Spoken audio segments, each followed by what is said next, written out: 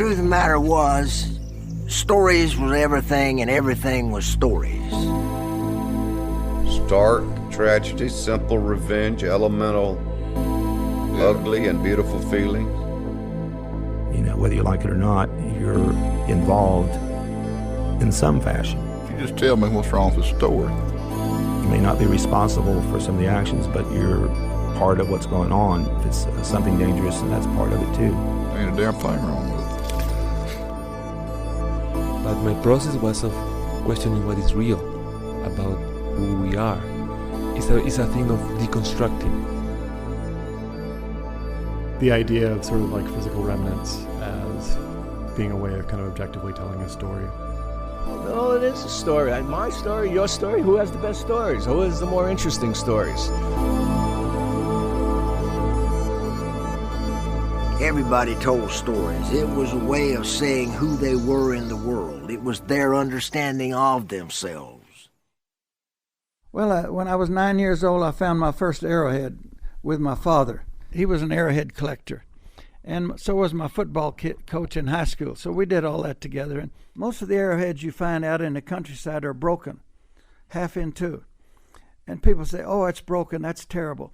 But to me, that means a lot to me. That means that projectile was on the end of an arrow. It penetrated the body of a deer maybe, hit a bone and broke right in front of where it was hafted. So that, to me, that thing has a history that a whole arrowhead doesn't have. So I think it's the wonderment of being out there, of seeing nature and visualizing what used to be. The Rosetta Stone was buried for 2,000 years before somebody found it. And I said in my book, don't you know that guy's proud, the guy that carved that thing? Well, it was 1988 when I acquired the treasure chest and started filling it up with things. I paid $25,000 for the treasure chest, and I started filling it up with 265 gold coins. Most of them are American eagles and some double eagles, mostly double eagles. My goal never changed. My goal was to take that treasure chest out in a very special place and put it there. I've never said that I buried it, but I've never said that I didn't bury it. I just don't want to give that as a clue and let people go looking for it. If you can find the treasure chest and open that lid for the first time, it's going to be the most wonderful thing that you ever saw.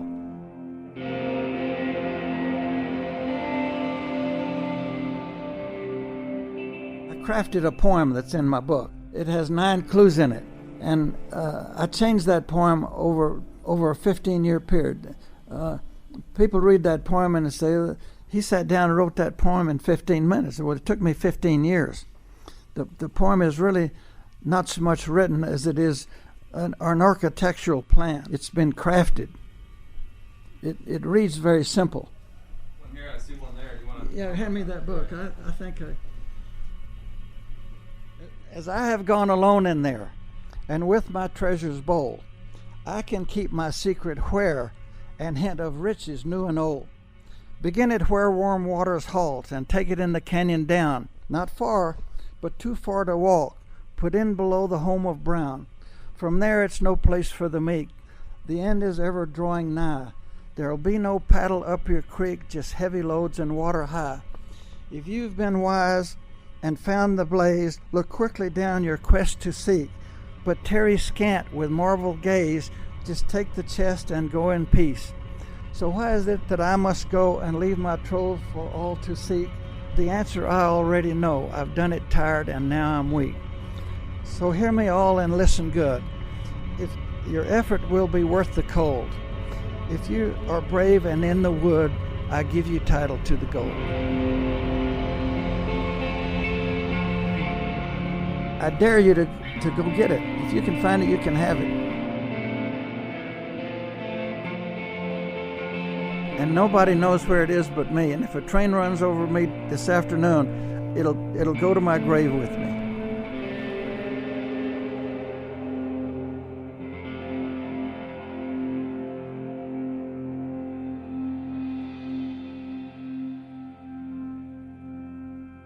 My name is Forrest Fenn. We're in my home at in Santa Fe, New Mexico. I've lived in it since 1988, and I think it'll be my last abode that I'll enjoy. The Santa Fe Trail runs about 50 feet from my library window, and I have an old 1880 Army ammunition wagon sitting right in the middle of the Santa Fe Trail. It goes right through my pond, and I'm very happy where I am. Santa Fe is a wonderful place to live, and I'll be 83 in 2 weeks. I'm going out at the top of my game. You know, some people are collectors and some people are not. My wife is not a collector, but I collected everything. I used to collect match folders and beer steins, and I don't know what it is, but if you have an old photograph of your mother, what makes you like that photograph? Antiques, there's the mystery of it, the unknown that plays on your mind, the mystery of where they were and who made them and what they did, and you can conjure back anything you want to about that.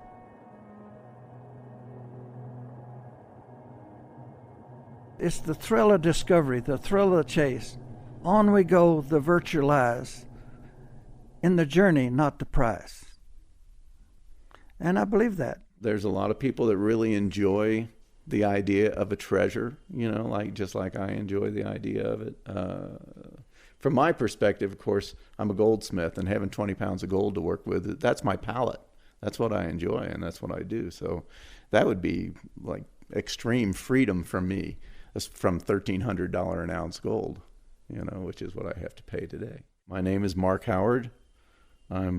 We're here in Santa Fe, New Mexico, or outside thereof, and this is in my house. And as far as the treasure goes, I'm going to probably look again, although the past 2 times, because it's whipped me, I've said to my wife, maybe I shouldn't go again. And it only takes me a couple of weeks to say, I think I got to go again. I like the treasure hunt. It's like when we were kids. I mean, like Treasure Island and all the stories that you read when you were a kid, and you thought, God, I just love to go out and do something like that. And this kind of fed into that, and I said, okay. I was, 57? I'm going to be 60. I said, if I'm going to do this kind of thing, I better do it now. There's some historical coins in there, some historical artifacts in there. All those interest me, too. I really love antique stuff, and one of the things I really want is that damn box. I really want that box, because this is from 1150 A.D. The box is a beautiful cast bronze box that I've been told was 11th or 12th century, and it's 10 inches by 10 inches and 5 inches deep, and weighs 42 pounds. The gold is what makes it heavy. 265 gold coins. Some pre-Columbian gold figures that are 1,500 or 1,800 years old. There's a wonderful necklace in there made Sinu and Tirona cultures with carved jade figures and carnelian and quartz crystal carved figures. It's wonderful. 2,000 years old, and it's worth looking for. I put a little bracelet in there that I won in a pool game with a guy that it's the cheapest thing in there. It's probably worth, all the notoriety it's had now, it's probably worth $750. It was worth $250 when I put it in the treasure. You can't just go out and buy a bunch of gold nuggets. There are hundreds and hundreds of gold nuggets in that treasure chest. There's a little jar of gold dust from Alaska. I couldn't put a Porsche in the box, or I'd have done that. I was limited by so many cubic inches in that treasure chest. He often says, if it takes 2,000 years for somebody to find it, that's just fine by him. It's not fine by me, but that's okay. I think I've only been out maybe 20 times. Started here in northern New Mexico, and at one point I went as far as Yellowstone. Then I went into Colorado, and I'm still kind of bouncing around looking for the treasure. Almost anybody that found it, with the exception of the people that are crazy, would probably let him know. Yeah, Yeah, I certainly would. My idea is to put Jim Wetherell's bracelet on and walk up to his house, and I can knock on the door and he'd know immediately, and I wouldn't have to say a thing, and he wouldn't have to say a thing, and that way he wouldn't ever have to say a thing to anybody else either. So, but that's, it's a daydream. There's something that I don't know whether it's in the treasure chest or not. It was a crazy idea, but going back to the question that you asked earlier, did I want to know if somebody found a treasure chest? So I said, yeah, I do. One reason is so people won't be spending all their money and look for something that isn't there anymore. So I put an IOU. I wrote it out an IOU. Take this IOU to my bank in Santa Fe and collect $100,000. I figured for $100,000, the guy that found the treasure chest would not want to keep it secret anymore. So now the IRS is getting the act, and everybody knows that, if somebody finds it 1,000 years from now, my bank won't be there, and there'll be no money in the account, even if they did. So I think I took that IOU out, but I don't remember whether I did or not. It's in there in spirit.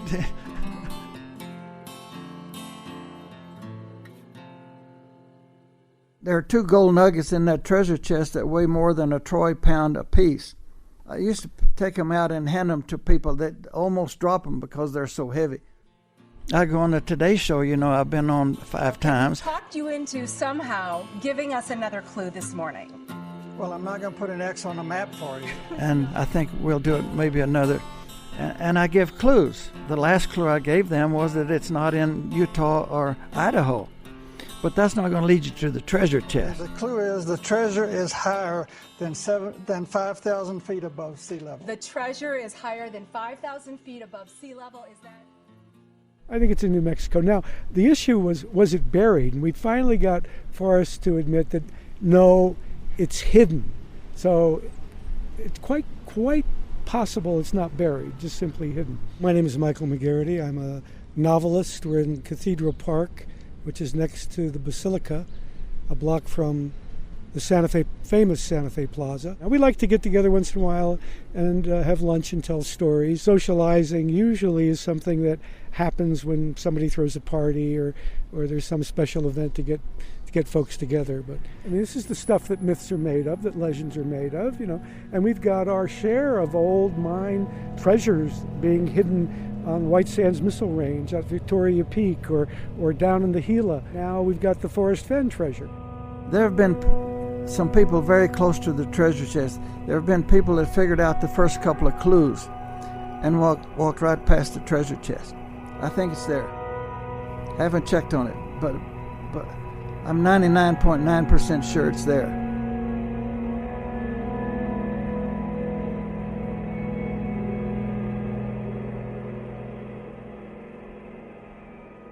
He has said publicly that people have come within 500 feet of the treasure. Now, the question is that true? I mean, that's a great teaser, and I would have used it myself, even if the person that got closest to it was 5 miles away. I still would have said that. If it's found, and I asked him this question, if it's found, how are you going to know it's found? Now, he's convinced that he will be contacted, right? If I found a multi-million-dollar treasure, I wouldn't want the IRS to know about it, would you? No, I'd take it home and I'd sell 1 gold nugget at a time. He's a character. What else can I say? I mean, he's an interesting guy. He has a certain flamboyancy to him. But I put other things in there, too. I pulled a couple of hairs out of my head because somebody can do a DNA, they can do a carbon-14 test, and, there's another thing that I put in the chest that I've not told anybody about, and I'm saving it for the person that finds the treasure chest. In other words, this is not something that I put together in an afternoon, and I've spent a lot of time thinking about it. My name is Mary Wolf. I'm the co-owner of Collected Works Bookstore and Coffee House in downtown Santa Fe, New Mexico. Forrest Fenn has been a loyal and constant customer of the bookstore since the bookstore opened in 1978. I got to know him best probably in 2010 when he came to the store to talk to Dorothy and myself about The Thrill of the Chase, the book that he was about to release and publish. I wrote a book called The Thrill of the Chase, and that's the philosophy that permeates that book. You know, there was a lady writer from Austin asked me, said, "Mr. Fenn, who's your audience for this book?" And I said, "My audience is every redneck in Texas with a pickup truck and 12 kids. He's lost his job and has a thrill to go out and look for things." I said, "That's my audience. Throw a bedroll in the back of your truck, get a six-pack, and hit the road looking for a fortune." I mean, it's the thrill of the chase. That's what we're talking about. Take your wife and put all the kids in the back of the truck and head out. Thrill of the Chase has had a huge impact, obviously, on our business. Forrest is not tied to the bookstore in any way contractually. However, he gave us this book to sell. He paid for the first printing and then gave us the book because he didn't want anyone saying that he was making any money from this story, which he hasn't. We've paid for the last printing and we'll pay for the future printings. And we are already in the fifth printing coming up, so we're going through the books. First of all, he can well afford to hide a treasure of that value. And what really drives him is to leave a lasting mark on a whole generation of people and recreate a love of adventure and a passion for discovery that he has in his own life. And I think it's beautiful. I think it's a beautiful story. He has an amazing story. Well, I was born and raised in Temple, Texas, in the heart of Texas, 60 miles north of Austin. My father was a school teacher, and when I started first grade, he started in the school that I started first grade in. He was a math teacher, and the next year they promoted him to be the principal. And then I went to a junior high school, and he moved over there, and he was my principal again. So I passed all those courses because my father was principal. I'm not sure for any other reason. I remember the first time I saw TV in Temple, Texas, there was a big truck out behind on the city square behind the city hall, and they invited people to come into City Hall and look at a television set that was being transmitted from 100 feet away. It wasn't a very good picture, and then a couple of years later, color TV came along, and boy, that'll never work. And I remember riding back from Yellowstone to Temple, Texas with my football coach in 1946. We dropped the atomic bomb on Hiroshima. How can we tell when the atomic bomb may explode? And boy, that was the end. The beginning of the end. President Eisenhower told everybody to go out in the backyard and dig a bomb shelter and stock it with food and everybody did. Always remember, the flash of an atomic bomb can come at any time, no matter where you may be. Every generation thinks that theirs will be the last. When the bow and arrow was invented, everybody said, boy, the end's coming. And then when the Chinese invented gunpowder, that was the end. Santa Fe's a place that attracts unusual people.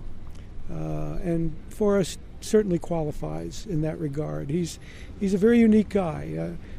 His record in the military is just an incredible one. You could call him a war hero. I mean, he enlisted in the Air Force. I mean, he can tell his own story. I joined the military on the 6th of September, 1950. The Korean War was brand new, and I was going to win the war. I started out a private, and I retired 20 years later a major. The military, in all of their wisdom, said that I had a aptitude for electronics. And I didn't have the slightest idea what I was doing. But I went to an advanced radar maintenance school for 9 months in Biloxi, Mississippi. And I graduated, but I still didn't know what I was doing. I had a mean sergeant that didn't like me, and I didn't like him. So I went down to personnel, and I said, how can I get out of this place? They gave me a bunch of forms to fill out, and I could go to jump school. I could volunteer for submarines, or I could go to pilot training. And I said, I'll take the first one you can get for me. And it was pilot training. So they put me in this little machine. It looked like a phone booth turned on its side. And it had a stick in it like an airplane has, and it was on springs. If you turn the thing loose, it falls over, and you crashed. So the secret is to hold the airplane steady. And this guy said I was the best that he ever saw doing that. I mean, it was the simplest thing I'd ever been in. And I said, if that's all there is to it, I'll take it. And so they accepted me into pilot training. When you're flying fighter airplanes, the old saying is if a fighter pilot makes a mistake, he doesn't have to worry about it. But when you get in that airplane all by yourself, it's a whole different ballgame. There's nobody there but you. It'll sober you up.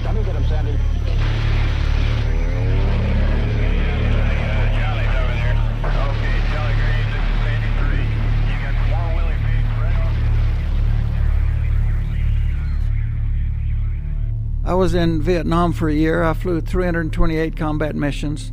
I was shot down twice and took battle damage a few times. I lost some roommates. Getting shot down was routine. I didn't get killed, but I had an airplane full of bullet holes, and it was totally destroyed. I did land the thing, but I landed at a little airport bin that was used mostly for little forward air controllers, little putt-putt airplanes, and helicopters. And I put the tailhook down on this F-100 I was flying, and I engaged the barrier because I knew I wasn't going to stop otherwise. But I pulled that thing the wrong way, and I touched down at about 150 knots, I guess, and I stopped in less than 200 feet. I came away with the idea that we need to learn to leave other people alone. And I think we probably killed 10 civilians maybe for every military person we killed. Of course, we're dropping bombs and strafing. You don't see the bodies laying there, but it's a terrible, terrible thing. We need to stop doing that. When I was 27 years old, no college, I was in a fighter squadron in Bitburg, Germany. They took me down to supply, and I checked out an atomic bomb, 61 megaton atomic bomb.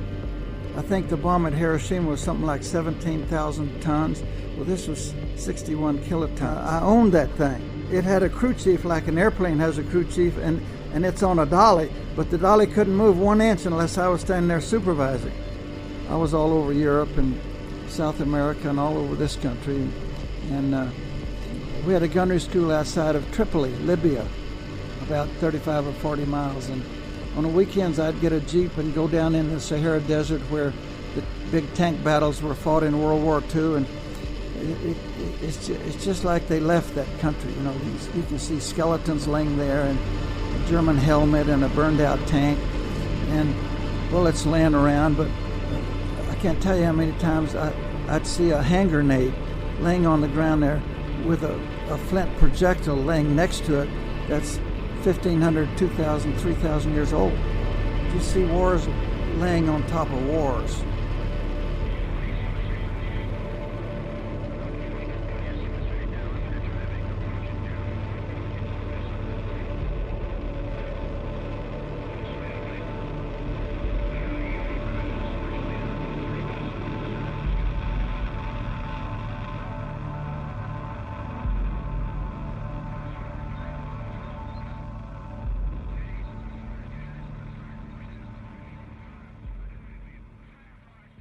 They grew me up in the Air Force.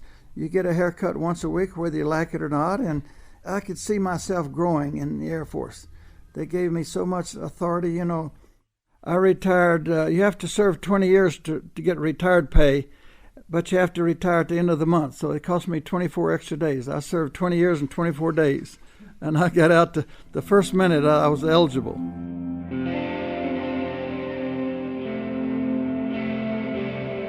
I had a wife and 2 daughters, 2 young daughters, and my retired pay was $800 a month.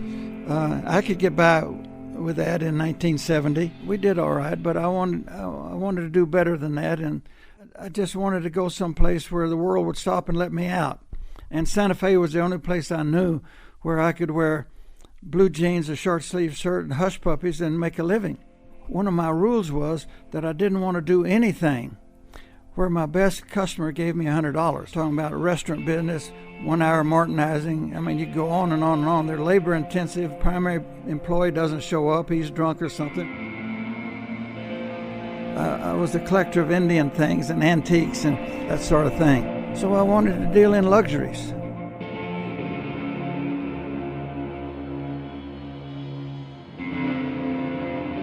I've known about him forever. He's a local legend. He had an amazing gallery here in town and really brought it to the ultimate Santa Fe gallery. If you had to choose one of the major galleries, his gallery would have been the one. J.D. Noble, I'm part owner of the Hatsmith of Santa Fe. I was looking for some photos of some old Indians that I knew.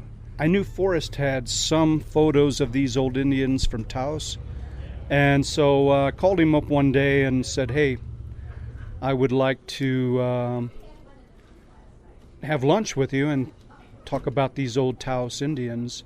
So he says, yeah, I want to show you something. We had lunch, and he says, well, I don't really have any photos that I can help you with, but I do have this. And he unrolls this flyer for the new book on the treasure. And so, man, I am hooked right away. So my trips are no more than usually 2 days. I'll go in and camp out. If I can't find it in 2 days, I come back, and then I go out again. When you're dealing with luxuries, normally you're dealing with better people. You're dealing with people that can write a check that won't bounce. I broke all the rules of custom. I would take anybody's check for any amount of money, and normally I wasn't interested in looking at a driver's license, and that's heard of. I go to New York today and they won't take my traveler's check. Well, I took a check for $375,000 from a man one time and told him I didn't want to see his driver's license. He couldn't believe it. He couldn't believe I'd take his check. In 17 years in the business, I had 2 bad checks. The big one was for $600. And the guy that wrote me a check for $600, I knew it. He did it deliberately, thinking he was going to get by with it. I didn't say anything to him. I didn't call him. I didn't write him a letter. But 30 days later, I sued him for $600, attorney's fees, interest on a note, and $25,000 punitive damages. He was calling my wife, trying to get her to talk me into dropping my loss. I finally settled with him, but I got attorney's fees, I think was $75, and interest on the note was like $1.75 or something. And I told him, I said, come in my gallery again. I said, I'll take your check for any amount of money. But I said, next time it's $1 million punitive damage. I said, because you have a track record.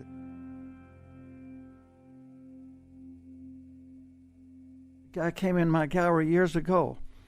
He had a little tiny human skull, about the size of a big orange. He said, this is Napoleon's skull. He said, I want $1,000 for it. I said, that can't be Napoleon's skull. It's too small. He said, oh, it was his skull when he was a kid. So, that's what you have to put up with when you're a trader. I almost bought the skull. The story was too good to turn down. I ran my gallery for 17 years. And I had my first 2 shows, I didn't sell anything, not even a book. And I finally decided I had a little bit of money left. I'm going to spend my money on advertising. When that money's gone, I'm going to slam the door and leave this town and go do something else, probably flipping hamburgers someplace. I tell people if you have a daydream, then that's where your aptitude is. Go do that. I think what people need to know is, if they know of Forrest Fenn, then they know that he's a historian and ethnographer, and archaeologist, anthropologist. I think part of it, one of the main parts of it, is likened to match wits with Forrest. He's very intelligent, he's very logical, he's very creative, and he's very crafty. I had many of the misconceptions that everybody else starts out with. Misconceptions by, you have a certain perspective. And when you read this book, it's from your perspective that you look at whatever clues are there and then try to find this treasure. But you can't look at it from your perspective. You have to divorce yourself from that and look at it from the perspective of Forrest Fenn. So first you have to know the man, you have to read the book, and then I read every book that he mentioned in the book, including things I hadn't read in years, like Catch-22 and The Great Gatsby. And I looked at each one of them trying to say, okay, is there a clue in each one of these books as well? If you know Forrest, then you know that primarily he's an adventurer and a great explorer of life and a great collector of things. And the thrill of the chase really sums up what his whole life has been about. It's been about pursuing the hard to reach, going places where other people don't go, obtaining things that other people aren't able to obtain, and doing it in a really loving and careful way. And I think that the treasure is just indicative of how Forrest thinks. And he has obviously one of the most amazing personal art collections in the United States. So he was going to leave a legacy behind anyway, but this speaks to his larger desire to leave a legacy for the world. People think I did this for my legacy, and you know, when you're dead, legacy is not worth much to you when you're dead. So that was never a consideration of mine, really. I don't care if anybody remembers me after I'm gone, or you don't have to acknowledge me while I'm alive as far as I'm concerned. I used that word with him, legacy, and he kind of gave me this strange look like, no, you know, it's not about legacy. I'm just having fun, you know. And I said, oh, wait a minute, Forrest, come on. There's a little bit of the legacy thing, leaving something behind. I mean, this is of legendary proportion. That's what legacy means. Let's talk about it from that standpoint. I mean, taking a beautiful antique bronze box and filling it with jewels and coins and gold and nuggets and burying it and writing a poem so that people can go and find it. If that's not about legacy, tell me what it is.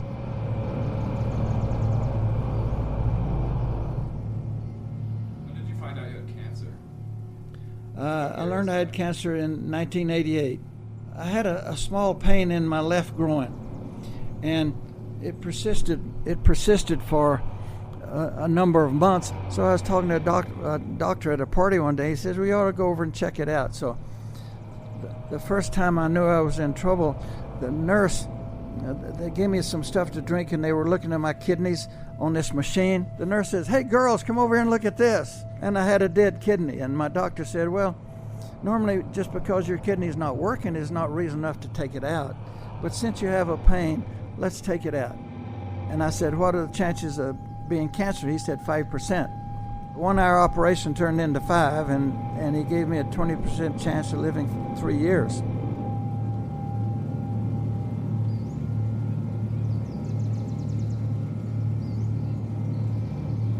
I was standing right here in my office with Ralph Lauren one time. He was a friend and a client. And I had something that he wanted, and I told him I didn't want to sell it.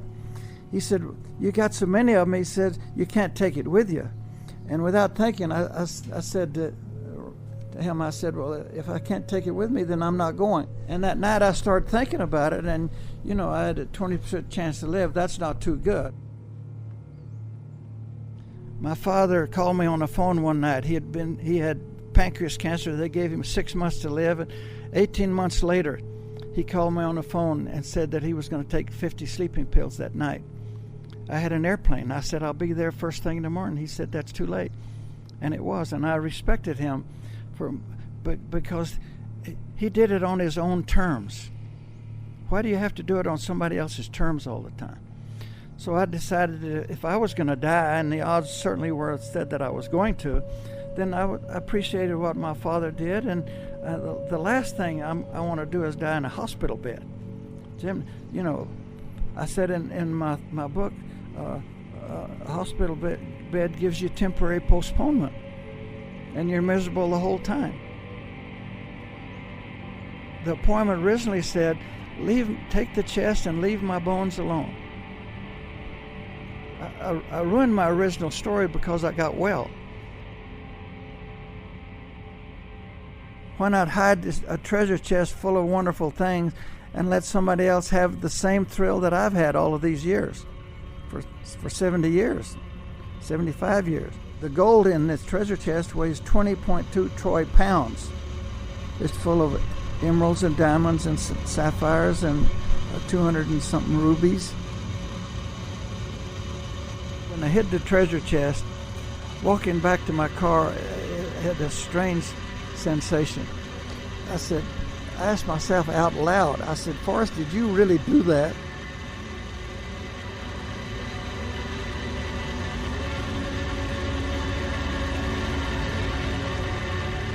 And I started laughing at myself out loud. There was nobody around, but in the back of my mind, I told myself, if I'm sorry later, I can go back and get it. But then the more I thought about it and it started evolving in my mind, I became really proud of myself. You know, once in a while you do something that you're really proud of. That hasn't happened to me too many times, but I was really glad that I hid that treasure chest.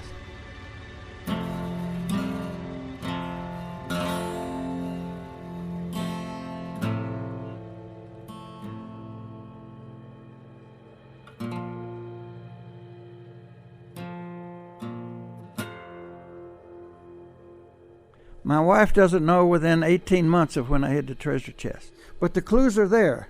They're not easy to follow, but certainly not impossible.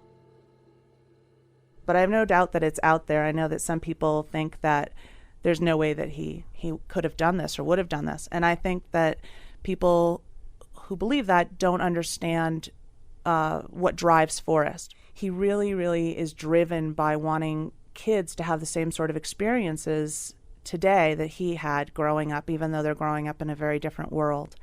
And so he really wants kids to get out and bond with their families and go out and explore nature and get out there and experience the thrill of the chase. We have a problem in this country with our youth today. We're obese, graffiti, drive-by shootings, disrespect, and the teenagers today are going to be our senators and presidents in the future. So what are we doing to prepare those people? And I've got to blame the churches. I blame school teachers. I certainly blame archaeologists who have a wonderful thing to offer, but they're so full of jargon, and everybody has their thing going, and we're mostly oblivious of the problems. Are something that somebody else sees, but it's not my problem.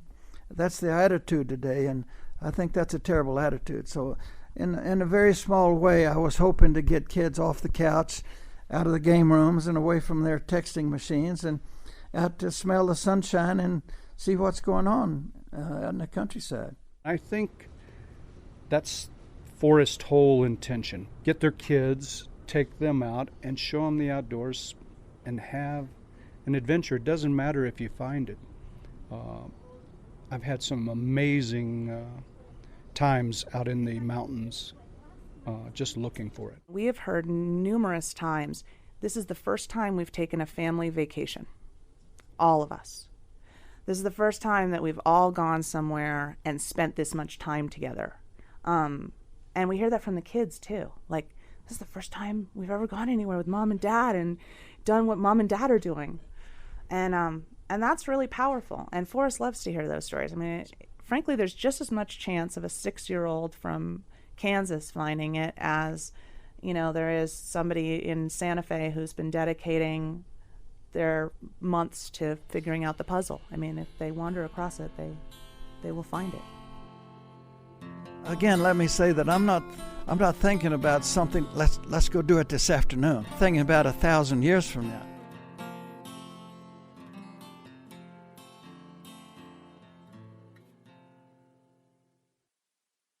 Nothing has happened that was not predictable. I've called 911 3 times. They arrested a guy at my gate, put him in handcuffs last week, took him off to the jail. But I've had death threats. When you look at politicians, they get death threats every day. And you can't guess what these people are going to do. And people get in their head, it's my treasure, I deserve it, I'm going to go get it, and that can be a little scary. So I'll be 83 years old on the 22nd of this month, and I told a guy the other day, if torture and death are the only 2 things you can threaten me with, you're in trouble. I've been down the road a few miles, and I don't want to leave my wife with all of these things. The vultures would circle this house, and so I'm selling some things now. I'm not tearing down my walls, but things that are laying down. I'm just trying to ease the pain for my heirs. I think over spring break in Santa Fe, there were about 6,500 people in Santa Fe related to the treasure chest. And this summer, before the summer is over, I've spent some time estimating. I think there'll be 40,000 people will have been looking for the treasure chest in New Mexico, Colorado, Montana, and Wyoming. On the one hand, let's give them an award for increasing tourism in the community, right? I was walking in a shopping center just after the book came out, and there was this huge 4x4 extended cab Dodge 350 Ram Charger, and in the back was a four-wheel drive all-terrain vehicle, and this big Texan gets out. And it was a Texan because he had license plates from Texas. And he says, "You tell me how to find Forrest Fenn? I'm looking for Forrest Fenn. I'm here to look for that treasure." We have met people from probably 4 continents and 10 countries who have come here. And we have met families, older people, young people, college kids who've gotten together, people who've started teams working on the puzzle, crowdsourcing, solutions to the puzzle, and then sending delegates out here to look. I run into people who've told me they've spent their life savings coming out here. Literally coming from Florida, one guy came, spent at least $12,000 on airfare. That was his life savings. A lady come in from Mississippi, she was an old client, and she said, "Well, when I find Forrest treasure," and she's 40 pounds overweight, 5 years older than me, and she's rich, okay? And I said, "Well, you go, you go, girl, what the hell?" I'm right at 22,000 emails from people related to the treasure chest. They tell me where they are and where they're going and want to know if they're hot or cold. Thousands of emails from people that thank me for getting them out of the house.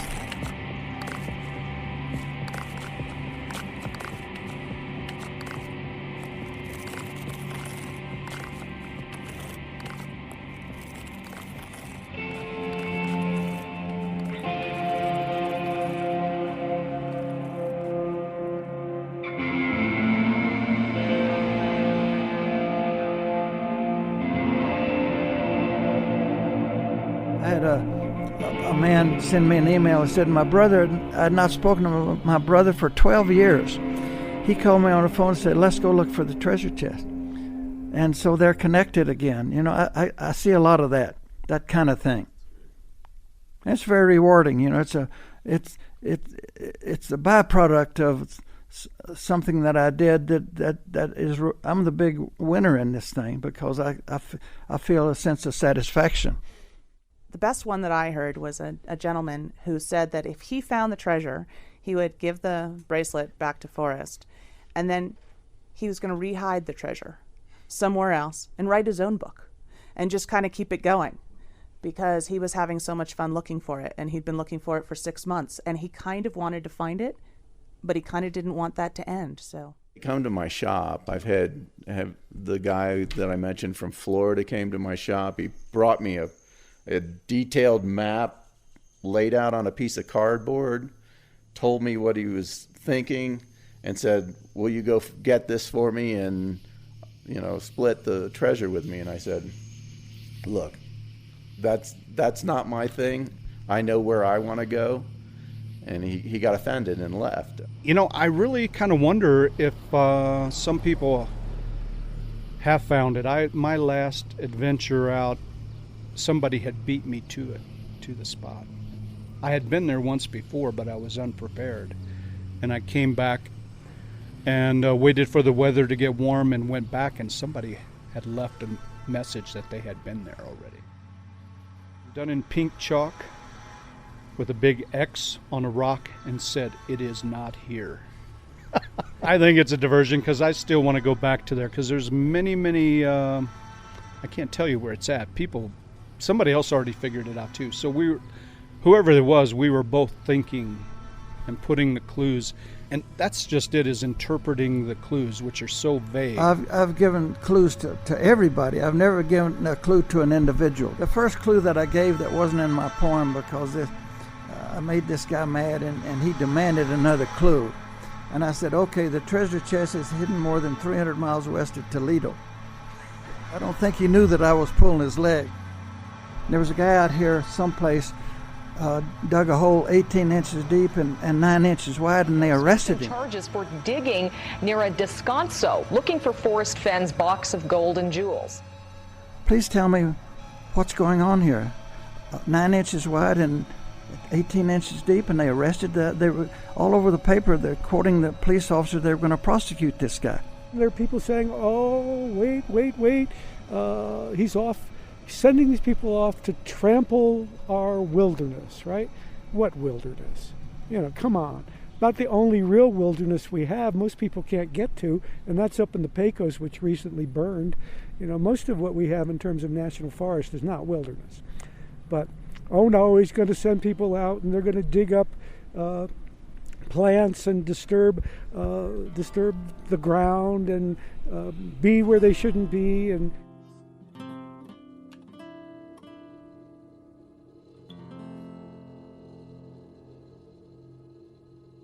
no matter what you do, somebody's not going to like it. They're just always disgruntled people. Somebody picks up an arrowhead worth $8, and they stole that from the government. So I guess the government's going to come get them and arrest them, and too many PhDs in government.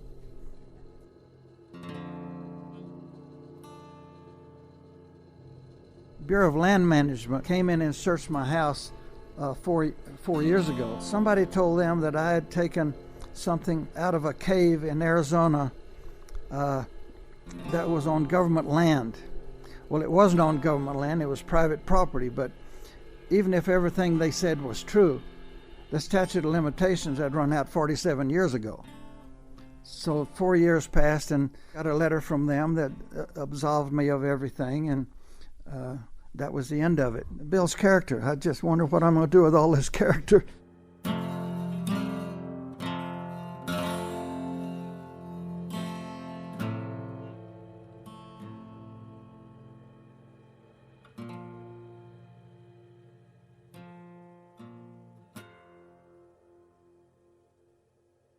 And he's very bright. There's nothing at all about this man that doesn't speak to how smart he is. He's a curious guy.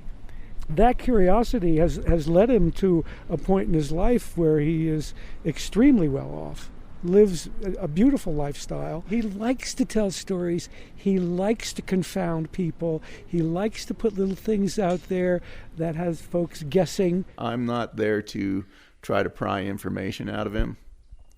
That's not to say that I don't look carefully at everything he said to me, because he's that way, there could be something there.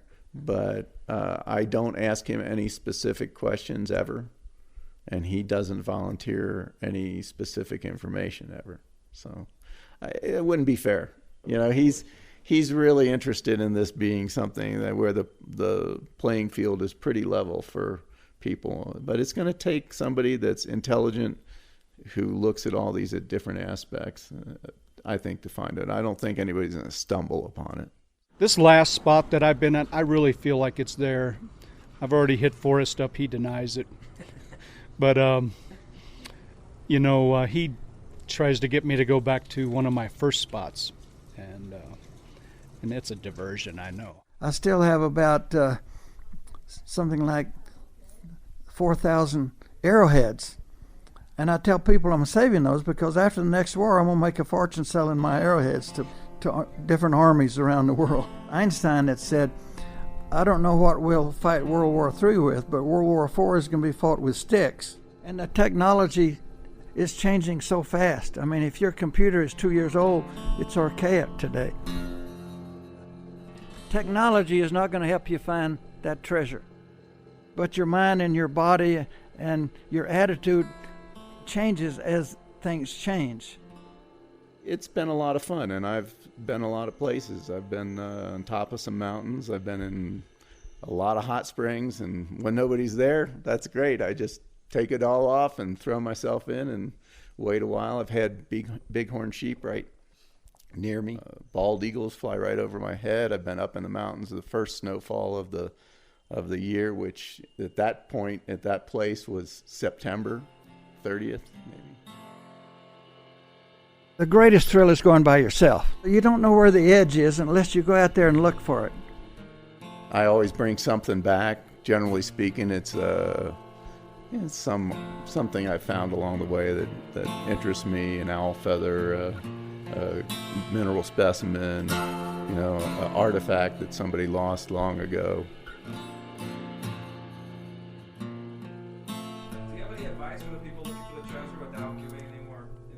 Yeah, I have some advice. Read the book and then study the poem over and over. Read it over and over, maybe even memorize it. and then go back and read the book again, looking for hints that are in the book that are going to help you with clues that are in the poem. That's the best advice that I can give. You have to find out, you have to learn where the first clue is. They get progressively easier after you discover where the first clue is. Forrest has given some good advice. I mean, Forrest has told people to enjoy themselves but not get into danger. Don't get into trouble. Don't go, places that a 79-year-old man couldn't get to carrying a 42-pound box. But then again, you haven't seen Forrest, so it might not be your average 79-year-old man. One thing I need to tell people who think they're going to go and do this: you better be in shape. If you think that this guy at 79 was a pushover, you got another thing coming. You were asking me earlier about the reason. I was at a point in my life where I was ready for some adventure, and this was just perfect. I believe I know where it is. I just haven't found the blaze, and that's probably going to be the toughest part. I've seen a lot of stuff I wouldn't have seen if I hadn't been out there looking. And while a couple of times I thought, oh, yeah, I got it. I know exactly where it is, and went there to look. When I came back empty-handed, I didn't feel disappointed somehow. I came away with just more excitement about going out again. Well, Forrest contends that his real mission in life when he wrote this book was to get people up and off the couch and out doing something in the wild, right? And I just roll my eyes, come on. But he sticks to it. He sticks to the story. He is passionate about adventure, and he's passionate about sharing that love of adventure and treasure seeking with other people. An American archetype, if you will.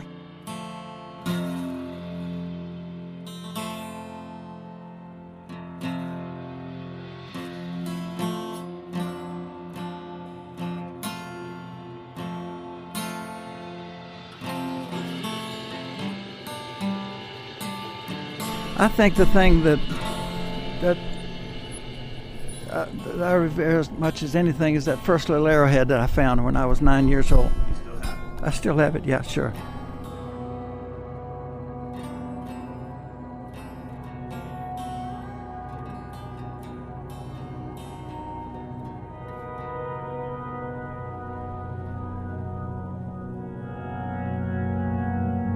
My autobiography is in the treasure chest. I put it in a little olive jar, rolled it up, printed it Kinko's. I have to use a magnifying glass if I want to read it. The olive jar had a metal lid, and metal will rust. It's tin. And so I dipped it in hot wax to make it airtight and watertight. 10,000 years from now, that autobiography is going to be just like it is, and I put it in there.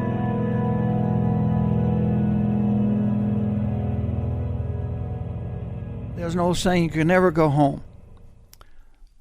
How many encores can a person take? I mean, I've played my hand.